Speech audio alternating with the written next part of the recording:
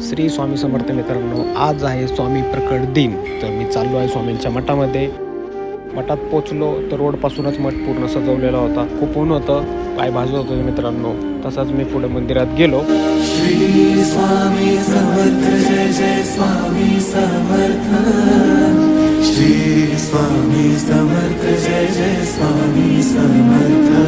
Maharaj Shri Swami Samarth, Jai Jai Swami Samarth. Shri Swami Samarth, Jai Jai Swami Samarth.